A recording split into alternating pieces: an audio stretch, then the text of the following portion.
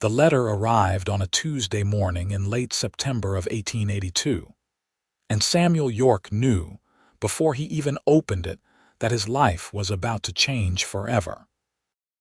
He stood in the dusty main street of Sheridan, Wyoming, holding the cream-colored envelope in his calloused hands, his heart hammering against his ribs like a wild horse trying to break free from a corral.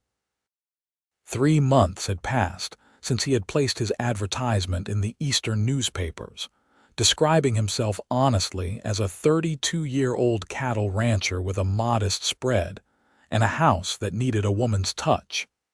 He had received 4 responses, but only one had captured his attention. The words had been simple, almost sparse, but there was something about the tone that had spoken to him. The woman who wrote it, Nora Livingston, said she was 24 years old, hardworking and looking for a fresh start in the West. She had lost her family to illness and had no prospects in Philadelphia. She would arrive by train in Sheridan on October 5th. Samuel tucked the letter into his shirt pocket and headed toward the general store, his boots kicking up small clouds of dust with each step. He needed to make preparations. The house had to be cleaned properly, supplies purchased, and he needed to figure out what a woman might want or need. His ranch was 15 miles outside of town, nestled in a valley with a creek running through it. The house was sturdy, built from good timber, but it had been a bachelor's dwelling for the past 8 years since he had claimed the land. It would need work. The next 2 weeks passed in a blur of activity. Samuel scrubbed floors, washed windows, and even attempted to repair the curtains that had been hanging in tatters since he could not remember when. His neighbors, the Martins, came by to help.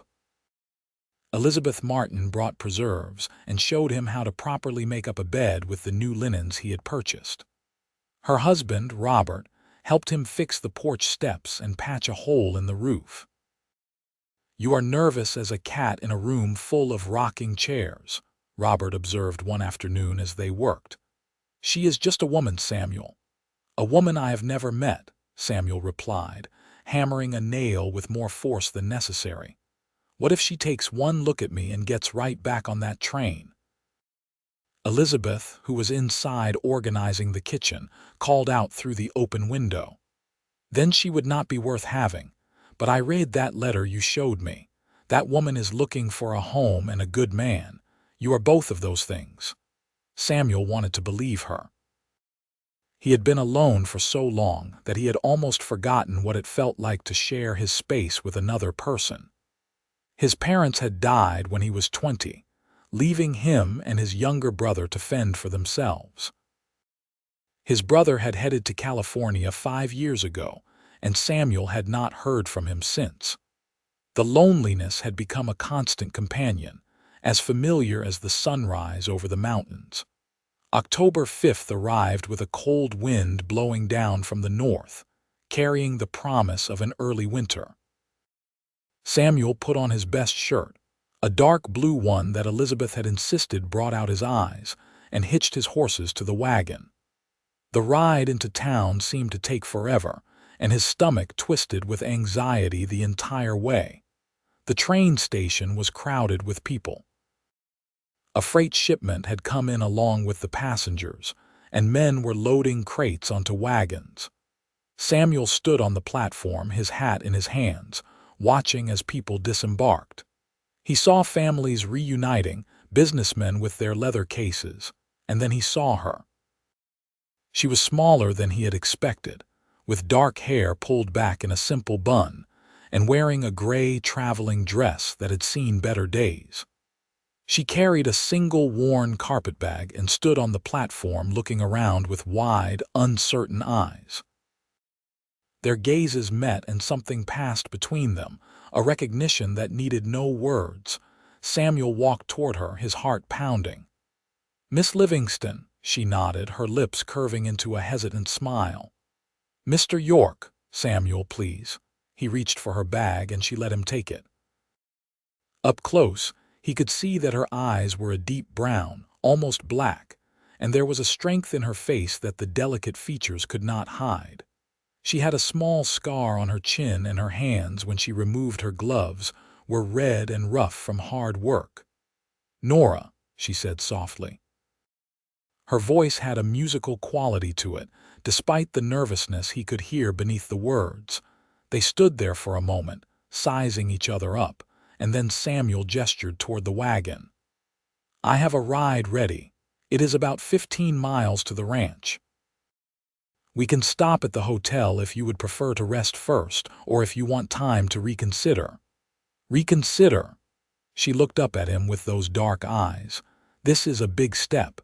If you have doubts, I would understand." Nora shook her head firmly. "I came here to start a new life, Samuel." "I have no doubts." But even as she said it, he could see the fear lurking behind her brave words. She was as terrified as he was. The ride to the ranch was quiet at first. Samuel pointed out landmarks and told her about the town, the neighbors, and the ranch. Nora listened intently, asking occasional questions. Her voice was soft but clear, and he found himself relaxing slightly as they talked. "The house is not fancy," he warned as they turned onto the road that led to his property. "But it is solid and warm. I have been trying to fix it up these past weeks." "I am sure it is fine," Nora said. "I am not accustomed to fancy things." When the house came into view, Samuel watched her face anxiously. It was a simple 2-story structure with a porch that wrapped around the front and one side. The barn and outbuildings were visible behind it, and beyond that, the pastures where his cattle grazed. The mountains rose up in the distance, their peaks already dusted with snow. "It is beautiful," Nora whispered, and he could hear the genuine emotion in her voice. "I have never seen anything so beautiful." Relief flooded through him. He helped her down from the wagon and carried her bag inside. The house smelled of the pine cleaner Elizabeth had brought over, and the afternoon sun streamed through the clean windows, making everything glow. Nora walked through the room slowly, taking everything in. The main room had a stone fireplace, a sturdy table with 4 chairs, and a rocking chair that had belonged to Samuel's mother.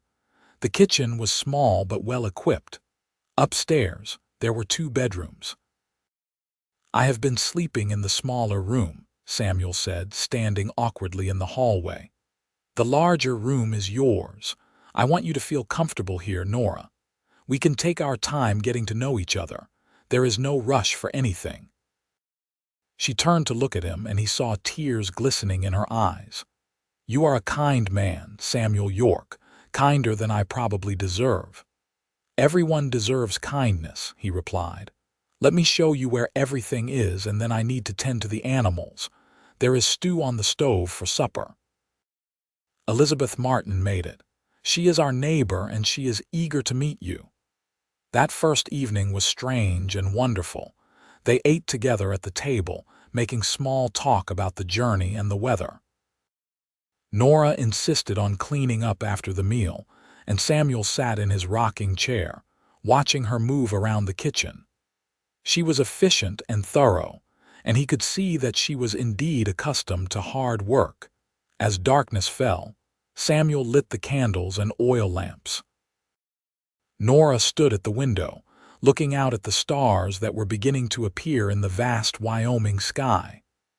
"I have never seen so many stars," she said quietly. "No city lights to dim them out here," Samuel replied. "It is one of the things I love most about this place." They sat together in the main room, the silence comfortable now. Samuel noticed a book on the side table, one that Robert had lent him weeks ago. He picked it up, turning it over in his hands. "You enjoy reading?" he asked. Nora's face changed instantly. The peaceful expression vanished, replaced by something that looked like shame. She looked down at her hands, her fingers twisting together. "Samuel, there is something I need to tell you. Something I should have told you in my letters, but I was afraid you would not want me if you knew." He set the book down, his full attention on her. "What is it?" She took a deep breath, and he could see her gathering her courage. When she looked up at him, her eyes were bright with unshed tears. "I cannot read. I never learned how. I am illiterate." The words hung in the air between them. Samuel stared at her, trying to process what she had just said. "But the letters," he began. "You wrote to me." "I had help," she whispered. "There was a woman at the boarding house where I was staying in Philadelphia. She wrote the letters for me. I told her what to say, and she put the words on paper. I should have told you the truth, but I was desperate. I had nowhere else to go, no other prospects. I thought if you knew, you would never give me a chance." Samuel stood up and walked to the window, his mind racing. He had never considered this possibility. Reading was something he had always taken for granted. His mother had taught him when he was young, and books had been his companions through many lonely nights. He thought about the woman standing behind him, frightened and vulnerable, having just confessed her deepest shame. He turned back to face her. "Why did you never learn?" "My father did not believe in education for girls," she said, her voice barely above a whisper. "He said we needed to learn household skills, not book learning. My mother could not read either. By the time my father died and I might have had a chance to learn, I was working in a factory. There was no time, and I was too ashamed to admit to anyone that I did not know how." Samuel walked back to the table and sat down across from her. He reached out and took her hands in his, feeling them tremble. "Nora, look at me." She raised her eyes to his. "Thank you for telling me the truth. I know that took courage, and I want you to know something. This does not change anything. You are still welcome here. This is still your home if you want it to be." A tear rolled down her cheek. "You mean that?" "I do." He squeezed her hands gently. "And if you want, I can teach you to read. I mean, it is never too late to learn. You would do that?" The hope in her voice made his heart ache. "I would be honored to do that." He smiled at her, a genuine smile that came from somewhere deep inside. "In fact, I have an idea. How about every evening after supper and chores are done, we sit together and I read to you? You can learn by listening, and gradually we can work on the letters and the words. What do you think?" Nora's face transformed. The fear and shame melted away, replaced by something that looked like joy. "I think that sounds wonderful." And so they began a new ritual. That very night, Samuel pulled his chair close to hers and opened the book Robert had lent him. It was a collection of short stories, and he chose one about a family traveling west in a wagon train.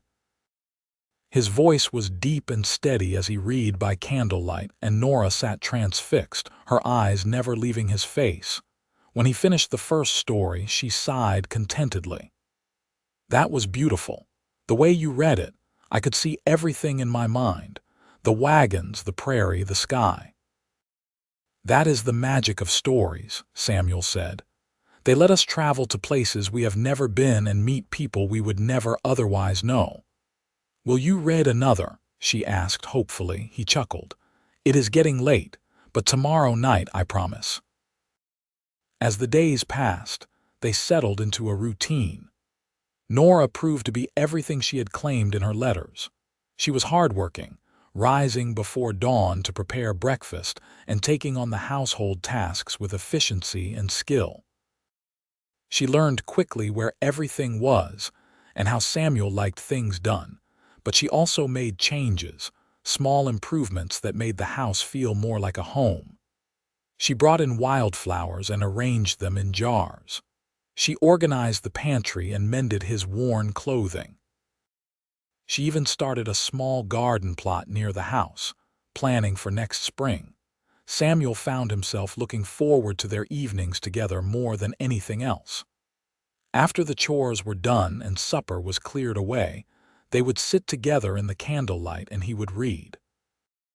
They made their way through the book of short stories, and then Samuel brought down books from his small collection upstairs. He read her adventure stories and poetry, newspaper articles, and even recipes from an old cookbook that had belonged to his mother. Nora was an attentive listener. She asked questions and made observations that often surprised him with their insight. And gradually, he began to teach her the letters. He wrote them out on paper with a pencil, showing her how each one was formed. They started with the alphabet, and Nora practiced tracing the letters with her finger, her brow furrowed in concentration. "This one is hard," she said one evening, struggling with the letter G. "They all start to look the same after a while." "You are doing wonderfully," Samuel encouraged. "You have learned more in 2 weeks than most people learn in months." "That is because I have a good teacher," she replied, and the smile she gave him made his pulse quicken. As October turned into November, the weather grew colder. Snow began to fall in earnest, blanketing the valley in white. Samuel had to spend more time tending to the cattle, making sure they had adequate shelter and feed. Nora helped where she could, brave enough to venture out into the cold to help him carry supplies or tend to the chickens she had convinced him to buy.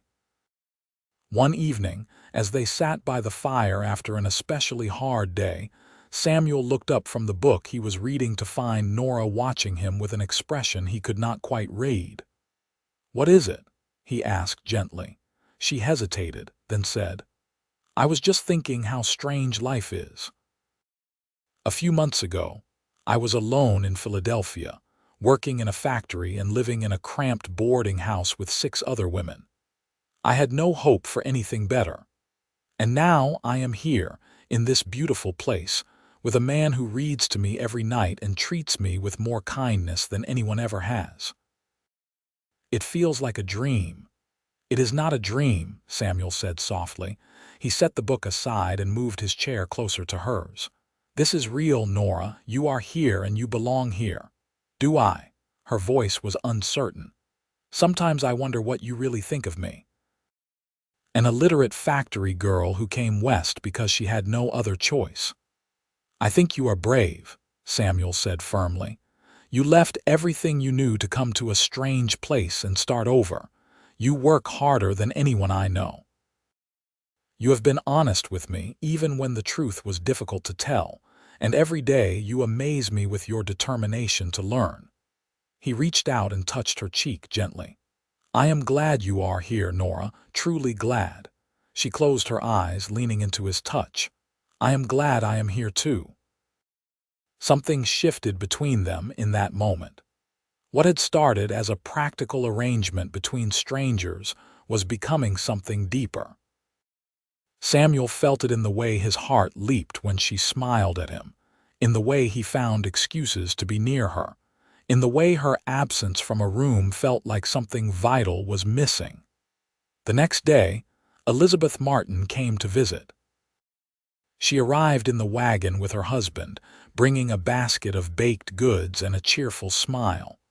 Nora welcomed them warmly, serving coffee and the cookies Elizabeth had brought. "I wanted to invite you both to supper next week," Elizabeth said. "It is about time we got to know you properly, Nora. And there are other neighbors who are eager to meet you as well." "That would be lovely," Nora replied, though Samuel could see the nervousness in her eyes. After the Martins left, Nora turned to Samuel. "What if they ask me things and I say something foolish? What if they realize I cannot read?" "Then they realize it," Samuel said. "It is nothing to be ashamed of, Nora, and anyone who would judge you for it is not worth knowing." "You really believe that?" "I do." The supper at the Martins' house went better than Nora had feared. Elizabeth was warm and welcoming, and the other guests, a couple named Thomas and Sarah Henderson, were friendly and kind. They asked Nora about Philadelphia and her journey west, and she answered their questions honestly if carefully.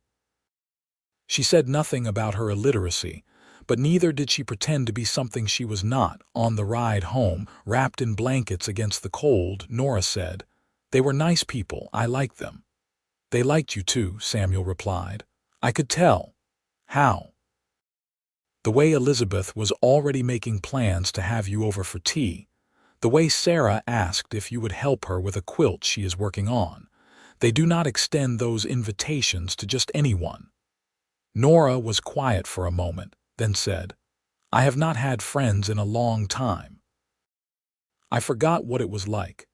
"You have them now," Samuel said, "and you have me." She looked at him, her eyes reflecting the starlight. "Yes," she said softly, "I have you." Winter settled over the valley in earnest. The snow piled high and the temperatures dropped until the windows frosted over at night. Samuel and Nora spent their evenings close to the fire, and their reading lessons continued. Nora was making remarkable progress. She could now recognize all her letters and had begun to sound out simple words. Samuel brought out a children's primer that he found packed away in a trunk, and though Nora was initially embarrassed by it, she worked through the exercises with determination. "Cat," she said one evening, sounding out the word carefully. "C-A-T, cat." "Excellent," Samuel praised. "Now try this one. Hat. That one is easy because it is almost the same as cat." She looked up at him with a proud smile. "I am reading, Samuel. I am actually reading." "You are," he agreed, his own smile matching hers. "I am so proud of you." She set the primer aside and moved closer to him on the bench where they were sitting. "I could not have done this without you. You have given me so much. A home, kindness, knowledge. I do not know how to repay you." "You do not need to repay me," Samuel said. "Having you here is enough." "Is it?" She looked up at him, and in her eyes he saw something that made his breath catch. "Because I want it to be more than just you giving and me taking. I want this to be a true partnership. I want us to be a real family." Samuel's heart was pounding. "What are you saying, Nora?" "I am saying that somewhere along the way, I stopped thinking of you as the stranger who brought me west and started thinking of you as the man I love." The words came out in a rush, as if she had been holding them back for too long. "I love you, Samuel. I love the way you read to me with such patience. I love the way you make me feel safe and valued. I love your kindness and your strength and the way you look at me like I matter." For a moment, Samuel could not speak. He had been falling in love with her too, slowly and steadily, but he had not dared to hope she felt the same way. He reached out and cupped her face in his hands, his thumbs gently brushing her cheeks. "I love you too," he said, his voice rough with emotion. "I think I started loving you the moment I saw you standing on that train platform, looking so brave and scared at the same time. Every day since then, I have fallen more deeply in love with you. You are the best thing that has ever happened to me, Nora Livingston." He kissed her then, a gentle kiss that held all the feelings he had been keeping locked inside. She kissed him back, her arms wrapping around his neck, and in that moment, everything felt right. When they finally pulled apart, both of them were smiling. "We should get married properly," Samuel said. "I know we did not have a formal ceremony when you arrived. I wanted to give you time to be sure. But now, if you will have me, I want to marry you in the church in town with all our friends as witnesses." "Yes," Nora said without hesitation. "Yes, I will marry you." They were married 3 weeks later on a bright December day. The church was small but filled with people who had become friends. Elizabeth Martin stood up with Nora and Robert stood with Samuel. Nora wore a new dress that Elizabeth had helped her make, a soft blue wool that brought out the color in her cheeks. Samuel wore his best suit, and when he saw Nora walking down the aisle toward him, he knew without a doubt that he was the luckiest man alive. The ceremony was simple but heartfelt. They exchanged vows, promising to love and honor each other for the rest of their lives. When the minister pronounced them husband and wife, Samuel kissed his bride with joy and tenderness, and everyone in the church cheered. The reception was held at the Martins' house, with food and music and dancing. Samuel, who claimed to be a terrible dancer, surprised everyone by waltzing gracefully with his new wife, holding her close and looking at her as if she were the only person in the world. "I did not know you could dance," Nora said, laughing as he spun her around.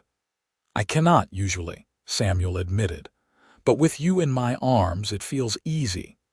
Later, as they rode home under a canopy of stars, Nora leaned against Samuel's shoulder and sighed contentedly. This has been the most perfect day. It is just the beginning, Samuel promised. We have a whole lifetime ahead of us.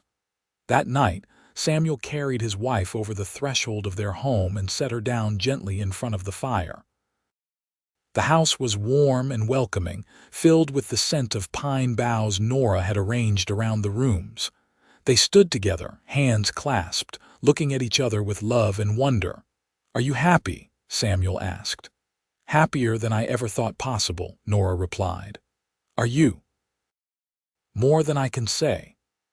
They made love that night with tenderness and passion, discovering each other and cementing the bond between them. Afterward, they lay together in the big bed upstairs, wrapped in each other's arms, talking quietly about their dreams and plans for the future. I want to keep learning, Nora said. I want to read well enough that someday I can read to you. You will, Samuel assured her. You are making such progress already. And I want children, she said softly. If we are blessed with them, I want to fill this house with love and laughter. So do I, Samuel said, kissing the top of her head. We will build a good life together, Nora. I promise you that. The winter months that followed were some of the happiest of Samuel's life. He and Nora settled into married life with ease, their days filled with work and their evenings filled with quiet companionship. The reading lessons continued every night by candlelight, and Nora's skills improved steadily. By the time spring arrived, she could read simple passages from books on her own, sounding out unfamiliar words and growing more confident with each success. One evening in March, as the snow was finally beginning to melt, Nora surprised Samuel by reading an entire page from a novel without help. When she finished, she looked up at him with tears of joy in her eyes. I did it, she whispered. I read a whole page all by myself. Samuel pulled her into his arms, overwhelmed with pride and love. You did. You are amazing, Nora, truly amazing. I could never have done this without you, she said. You believed in me when I did not believe in myself. You had it in you all along, Samuel replied. I just provided the candles and the books. Nora laughed, wiping her eyes, and the patience and encouragement and love. Spring brought new life to the ranch. The cattle gave birth to healthy calves, and Nora's garden began to flourish. She had written to the seed company herself, carefully printing out the order form with Samuel watching proudly over her shoulder. When the seeds arrived, she planted them with care, and now green shoots were pushing up through the dark earth. In April, Nora began to feel unwell in the mornings.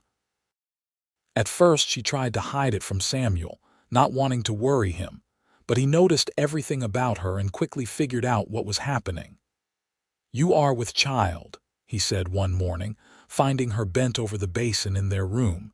She looked up at him, her face pale but her eyes shining. I think so, I am fairly certain. Samuel let out a whoop of joy and swept her up in his arms, then immediately set her down again, afraid he had been too rough. Are you all right? Should you be resting? What do you need? Nora laughed at his concern. I am fine, Samuel. Women have been having babies since the beginning of time. I am strong and healthy. I am going to take such good care of you, Samuel promised. You will want for nothing, and he kept that promise. As Nora's pregnancy progressed, Samuel was attentive and loving, helping with the heavier chores and making sure she rested when she needed to. Elizabeth Martin came by often, bringing advice and baby clothes she had saved from when her own children were small. Through it all, the evening reading sessions continued. Nora was now reading chapter books on her own, and sometimes she would read aloud to Samuel, her voice gaining confidence with each passing week. They took turns reading to each other, And Samuel loved hearing stories in his wife's voice, seeing how much she had grown and changed since that first night when she had confessed her secret. Their son was born on a cold November morning, exactly 1 year after they had first confessed their love for each other. The labor was long and difficult, but Nora was strong and brave, and when the baby finally arrived, his lusty cries filled the house with joy. Samuel held his son for the first time with tears streaming down his face. The baby was perfect, with a shock of dark hair and tiny fingers that gripped Samuel's thumb with surprising strength. "He is beautiful," Samuel whispered, "just like his mother. What should we name him?" Nora asked, exhausted but radiant as she watched her husband with their child. "What about Thomas after my father?" Samuel suggested. "Thomas York," Nora said, trying out the name. "I like it. It is strong." Thomas was a good baby, healthy and growing quickly. Samuel was a devoted father, taking turns with Nora to walk the floor with him at night and changing his nappies without complaint. He would sit in the rocking chair with Thomas in his arms, reading aloud from books while the baby slept, already introducing his son to the magic of stories. Nora recovered quickly from the birth and threw herself into motherhood with the same determination she had shown in learning to read. She was patient and loving, and Samuel often found her in the nursery at odd hours, just watching their son sleep with a look of wonder on her face. "I never knew I could love anyone this much," she said one night as they stood together over Thomas's cradle. "I know what you mean," Samuel replied, his arm around her waist. "He is a part of both of us, the best parts." As Thomas grew from an infant to a toddler, Nora continued to improve her reading skills. By the time Thomas was 2 years old, she was reading novels with ease and had even begun to write. She kept a journal, carefully recording the events of their daily life and her thoughts and feelings. Samuel read it sometimes with her permission and was always moved by the beauty and honesty of her words. "You have a gift for writing," he told her one evening. "Have you ever thought about writing stories?" Nora blushed. "I am not that good. I still make mistakes." "Everyone makes mistakes," Samuel said. "But the way you describe things, the way you capture emotions, it is special. You should try it." So Nora began to write stories, simple tales about life on the ranch and the people they knew. She wrote about a brave woman who traveled west to start a new life, and about a kind man who taught her to read by candlelight. She wrote about love and courage and the beauty of the Wyoming landscape. Samuel loved her stories and encouraged her to keep writing. On Thomas's 3rd birthday, Nora presented Samuel with a special gift. It was a leather-bound book, and inside she had carefully copied out all her stories in her best handwriting. "I wanted you to have this," she said, "as a thank you for everything you have taught me and everything you have given me." Samuel was speechless as he turned the pages, reading the words his wife had written. "This is incredible, Nora. I will treasure this always." "Read one to Thomas tonight," Nora suggested. "Let him hear his mother's stories." That evening, Samuel sat in the rocking chair with Thomas on his lap and read one of Nora's stories aloud. It was about a little boy who lived on a ranch and helped his father take care of the animals. Thomas listened with wide eyes, occasionally pointing at the pictures Nora had drawn in the margins. "Mama wrote this?" Thomas asked when Samuel finished. "Yes, she did," Samuel said proudly. "Your mama is very talented." "I love Mama's stories," Thomas declared. And Nora, who was listening from the doorway, felt her heart swell with joy. Life on the ranch continued to be good. The cattle operation was successful, and Samuel was able to expand, buying more land and hiring a couple of hands to help with the work. Nora's garden flourished, and she began selling her excess produce and preserves in town, earning money of her own that she saved carefully. When Thomas was 4, Nora became pregnant again. This time, the pregnancy was easier, and she gave birth to a healthy baby girl on a warm May afternoon. They named her Elizabeth, after their dear friend, who had been such a help to them over the years. Elizabeth York was a happy baby with her mother's dark eyes and her father's smile. Thomas was fascinated by his little sister and took his role as big brother very seriously. He would sit next to her cradle and tell her stories, making up grand adventures about cowboys and horses, clearly influenced by the many books his parents had read to him. The years passed quickly, filled with the joys and challenges of family life. Samuel and Nora worked side by side, building their ranch into a thriving operation. They faced droughts and harsh winters, but they faced them together, their love and partnership carrying them through the difficult times. Nora's reading and writing skills continued to improve until there was no trace of the frightened woman who had once confessed her illiteracy. She helped Thomas learn to read when he was old enough, using the same patience and encouragement that Samuel had shown her. She read to Elizabeth every night, instilling in both children a love of books and learning. But the evening reading sessions with Samuel never stopped. Even with the demands of children and the ranch, they made time every night to sit together by candlelight and share stories. Sometimes Samuel read, sometimes Nora read, and sometimes they took turns. It had become a sacred ritual, a reminder of where they had started and how far they had come. On their 10th wedding anniversary, Samuel surprised Nora with a gift. It was a beautiful writing desk made from polished oak, with drawers and cubbyholes for storing paper and ink. "For your stories," Samuel said as she ran her hands over the smooth wood. "You have been writing on the kitchen table for too long. You deserve a proper space." "Samuel, it is beautiful," Nora breathed, "but it must have cost a fortune." "It was worth every penny," Samuel replied. "I commissioned it from a carpenter in town. He worked on it for months to get it just right."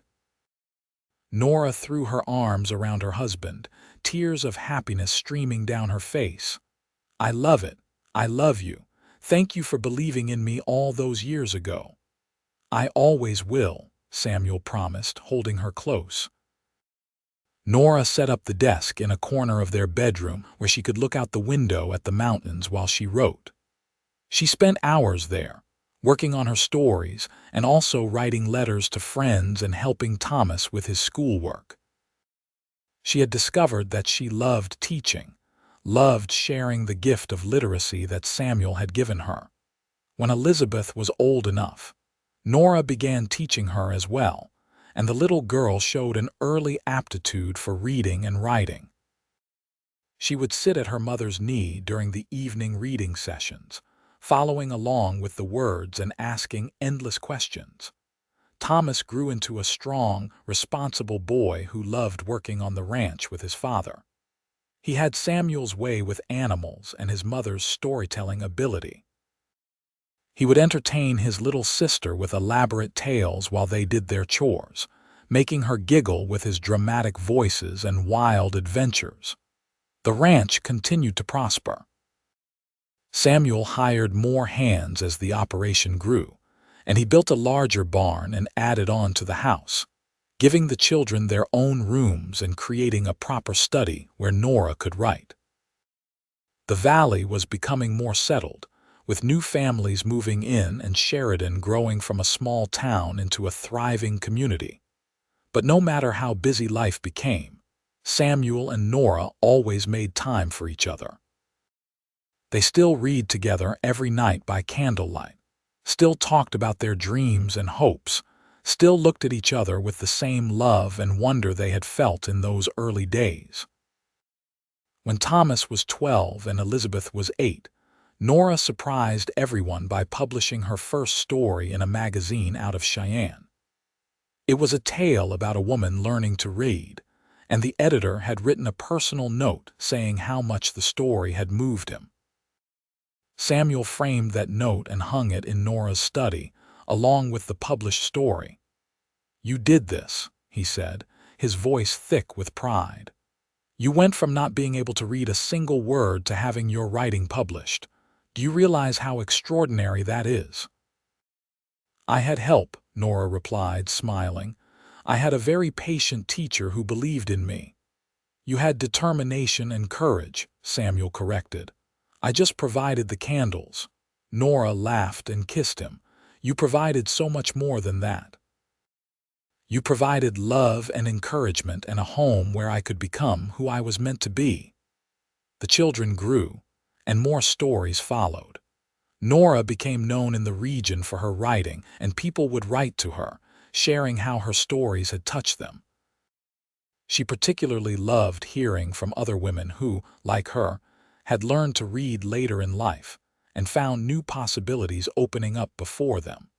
On their 15th anniversary, the entire family gathered in the main room of the house for a celebration. Elizabeth and Thomas had prepared a special dinner, and neighbors and friends came to share in the festivities. Robert and Elizabeth Martin were there, older now but still as kind and welcoming as ever. Sarah and Thomas Henderson came with their grown children. The house was filled with laughter and love. As the evening wound down and guests began to leave, Samuel stood up and called for everyone's attention. "I want to say something," he announced, his arm around Nora's waist. 15 years ago, I was a lonely man with little hope of ever having a family. Then a brave woman stepped off a train in Sheridan and changed my life forever. She brought joy and love and purpose to my days. She gave me 2 wonderful children, and she taught me that courage comes in many forms. Tonight, I want to publicly thank my wife for being the best partner and companion I could ever have hoped for. Nora, I love you more today than I did the day we married, and I will love you more tomorrow than I do today." There was not a dry eye in the room as Nora stood and hugged her husband. "And I love you, Samuel York, for seeing past my fears and limitations to the person I could become. You gave me the greatest gift anyone has ever given me. You taught me to read, but more importantly, you taught me to believe in myself." The applause was thunderous, and Thomas and Elizabeth rushed to join their parents in a family embrace. It was a moment of perfect happiness, a crystallization of all the love and effort that had gone into building their life together. The years continued to pass. Thomas grew into a fine young man who took over more and more of the ranch operations, allowing Samuel to slow down a bit. Elizabeth developed a passion for teaching and started a small school in their home for the children of ranch hands and neighboring families. Nora helped her, sharing her own journey of learning to read and inspiring the students with her story. Nora's writing career flourished. She published 2 collections of short stories and was working on a novel about pioneer life. Samuel was her first reader, just as he had been her first teacher, and his opinions and suggestions were invaluable to her. When Thomas was 20 and announced his engagement to a sweet girl from town named Emma, Samuel and Nora could not have been happier. The wedding was held at the ranch on a beautiful June day, and watching their son get married reminded them of their own journey from strangers to partners to deeply committed lovers. Elizabeth, at 16, was already being courted by a serious young man named David who worked on a neighboring ranch. Samuel was protective but fair, and Nora counseled patience, remembering her own young love. As grandchildren began to arrive, first Thomas and Emma's son William, and then their daughter Rose, Samuel and Nora found new joy in their roles as grandparents. They would sit with the babies, reading to them just as they had read to their own children, passing on the love of stories to a new generation. On quiet evenings when the house was peaceful and the grandchildren were asleep, Samuel and Nora still kept their nightly ritual. They would sit together by candlelight, reading and talking, their hands intertwined, their love as strong as ever. "You remember that first night?" Nora asked one such evening when they were both in their 50s and the candlelight softened the lines time had etched on their faces. "When I told you I could not read and I was so afraid you would send me away." "I remember," Samuel said. "I remember thinking that you were the bravest person I had ever met, and I wanted to help you, to give you something that would change your life." "You gave me everything," Nora said softly. "A home, a family, knowledge, love. You gave me myself." "And you gave me purpose," Samuel replied. "Before you came, I was just existing. You taught me how to really live." They sat in comfortable silence for a while, watching the candle flames dance and listening to the night sounds outside. The house creaked and settled around them, a living thing that had sheltered their love for more than 20 years. "Read to me," Nora said eventually, handing Samuel a book. "What would you like to hear?" "Anything. I just love the sound of your voice." Samuel smiled and opened the book. It was a new novel they had been working through together, and he found their place and began to read. His voice was deeper now, roughened slightly by age, but still strong and expressive. Nora closed her eyes and listened, letting the words wash over her, feeling the same sense of wonder and contentment she had felt that very first night. When Samuel finished the chapter, he closed the book and looked at his wife. She had dozed off, her head resting on his shoulder, a peaceful expression on her face. He sat there for a long moment, just looking at her, thinking about all the years they had shared and all the years still to come. Carefully, he eased her into his arms and carried her upstairs to their bedroom, laying her gently on the bed and covering her with a quilt. She stirred slightly, but did not wake. Samuel changed into his nightclothes and climbed into bed beside her, pulling her close. She mumbled something in her sleep and snuggled against him. Samuel kissed the top of her head and closed his eyes, a smile on his lips. Tomorrow, they would begin again. There would be work to do and grandchildren to spoil and stories to read and write. There would be laughter and challenges and quiet moments of connection. But tonight, they simply rested in each other's arms, two people who had started as strangers and built a life of extraordinary love and partnership. A mail-order bride who had confessed her deepest shame and found acceptance instead of rejection. A lonely cowboy who had offered knowledge and received love beyond measure. Their story was not over. There were still chapters to be written, still adventures to be had. But they would face them together, as they had faced everything else, with courage and commitment and the unshakable bond that had been forged in those early days when Samuel first read to Nora by candlelight and opened up a whole new world for her. As he drifted off to sleep, Samuel thought about how a simple act of kindness had transformed both their lives. Teaching Nora to read had been his gift to her, but she had given him so much more in return. She had filled his house with love and his days with purpose. She had given him children and grandchildren. She had been his partner in every sense of the word. And every night when they sat together and read by candlelight, they renewed the promise they had made to each other all those years ago. To love, to honor, to help each other grow. It was a promise they had kept faithfully and would continue to keep for all the years they had left. The candle on the bedside table burned low and then guttered out, but it did not matter. They had each other, and that was light enough to see by. Outside, the stars wheeled overhead in their ancient patterns, looking down on the little ranch house in the valley where two people slept peacefully, wrapped in each other's arms and in a love that had been built word by word, story by story, night by night.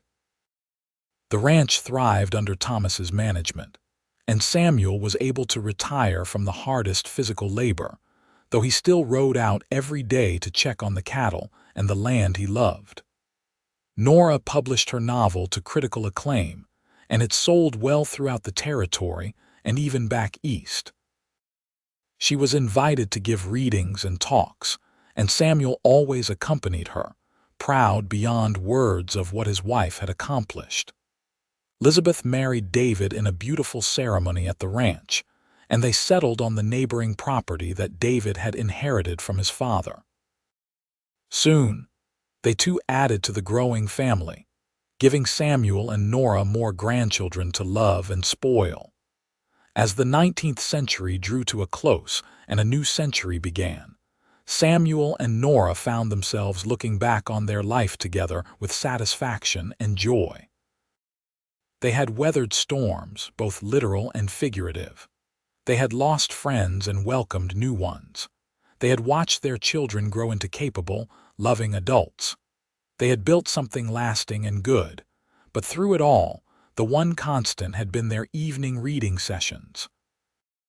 Even when they traveled, even when they were busy with harvest or calving season, they always found time to sit together and share stories. The candles they read by had changed over the years. They had oil lamps now and even gas lighting in town, but they preferred the soft glow of candlelight, which reminded them of where they had started. On their 30th anniversary, the family threw a huge celebration. All the children and grandchildren were there, along with friends from throughout the valley. The Martins, now quite elderly but still spry, made the trip. There were toasts and speeches and a grand feast. When it was Samuel's turn to speak, he stood and looked around at the gathered crowd, his heart full. 30 years ago, I married the woman of my dreams. She arrived on a train from Philadelphia with one carpetbag and more courage than any soldier I have ever known. She told me a secret that first month we were together, a secret she had been ashamed of. She told me she could not read. And I had the privilege of teaching her, of watching her transform from a woman who could not recognize her own name to a published author whose stories touch hearts all over this territory. But the real story is not about reading or writing. It is about love and trust and partnership. Nora, you have made every day of the past 30 years an adventure. You have been my best friend, my lover, my partner in everything. I cannot imagine my life without you, and I thank God every day that you stepped off that train and into my life. The applause was overwhelming, but Samuel only had eyes for Nora, who was crying and smiling at the same time. She stood and came to him, and he wrapped his arms around her as everyone cheered. "I love you," she whispered in his ear. "Now and always." "And I love you," he replied. "Forever." That night, after all the guests had gone home and the house was quiet, Samuel and Nora sat together in their usual spot by the fire. Samuel had a new book, a collection of poetry that had just been published, and he opened it to a random page. "Listen to this," he said, and began to read. The poem was about enduring love, about two people who had grown old together and found that their love had only deepened with time. As Samuel read, Nora felt tears sliding down her cheeks. "That is us," she said when he finished. "That is our story." "It is," Samuel agreed. "And it is not over yet. We have more chapters to write." "Then let us write them together," Nora said, and they did. They had 15 more good years, years filled with love and family and quiet contentment. They watched their grandchildren grow and begin to have children of their own. They saw the ranch continue to prosper, and the community they loved flourish. Nora published more stories, and even started teaching a writing class in town, helping others find their voices just as Samuel had helped her find hers. Samuel served on the town council and was a respected voice in the community. But their greatest joy was simply being together, sharing the simple moments that made up a life. The evening reading sessions never stopped. Even when Samuel's eyesight began to fail, and it became harder for him to read the small print, Nora took over the reading more often. She read to him with love and expression, bringing the stories to life just as he had once done for her. Sometimes their grandchildren would join them, curled up by the fire while Nora read, creating new memories and continuing the tradition. When Samuel was 70 and Nora 62, he became ill. The doctor said his heart was giving out, that there was nothing to be done except keep him comfortable. Samuel accepted the news with his characteristic calm, but Nora was devastated. "I am not ready to lose you," she told him one night as she sat by his bedside. "I am not going anywhere just yet," Samuel replied, though they both knew he was weaker every day. "And even when I do, I will always be with you, Nora. Love like ours does not end with death." "I know," she whispered, "but I will miss you so much. And I will miss you. But think of all we have had, 45 years of happiness. Children and grandchildren and great-grandchildren, a life well lived. We are so blessed, Nora."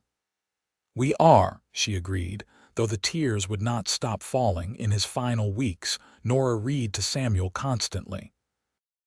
She read all his favorite stories and poems, her voice steady and strong even as her heart was breaking. The family gathered, taking turns sitting with Samuel, but it was always Nora by his side, holding his hand and reading to him by candlelight. On a quiet evening in late October, with the first snow of the season falling gently outside, Samuel took his last breath. Nora was reading to him from the first book he had ever read to her, the collection of short stories about pioneers traveling west. She felt him squeeze her hand one final time, and then he was gone. The grief was overwhelming, but Nora was not alone. Her children and grandchildren surrounded her with love and support. They told stories about Samuel, remembering his kindness and wisdom and the way he had loved Nora with his whole heart. Nora lived for 10 more years after Samuel's death. She continued to write and teach, finding purpose in sharing the gift that Samuel had given her. She was a beloved grandmother and great-grandmother, and her home was always open to family and friends. But every night, she kept their ritual. She would sit by the fire with a book and read aloud by candlelight, as if Samuel were still sitting beside her. And in a way, he was. She felt his presence in the flickering shadows, heard his voice in the whisper of the wind outside. The love they had shared did not die with him. It lived on in her heart, in their children and grandchildren, in the words she wrote, and the stories she told.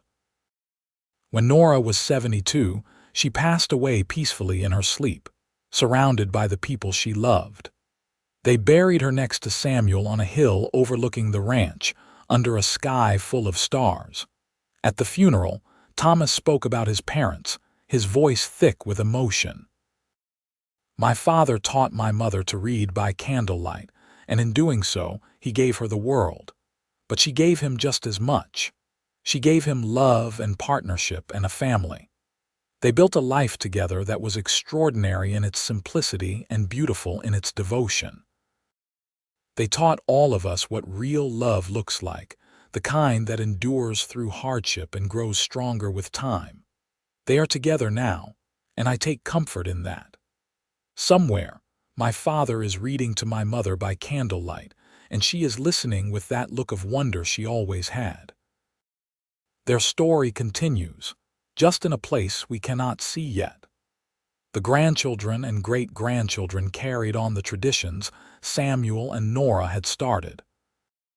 They read to their own children by candlelight, telling them the story of their great-grandparents and the extraordinary love that had started with a simple act of kindness.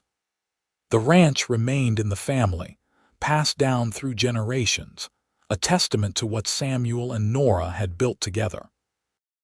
And on quiet evenings, when the wind blew down from the mountains and the stars shone bright over the Wyoming Valley, if you listened carefully, you could almost hear a deep voice reading by candlelight, and a woman's soft laughter as she learned to see the world through words. Their love story had ended, but in truth, it never really ended at all. It lived on in every book read, every story told, every act of kindness between partners. Samuel and Nora York had started as strangers brought together by necessity, but they had created something eternal, a love that transcended time and death, and became part of the very fabric of the place they had called home.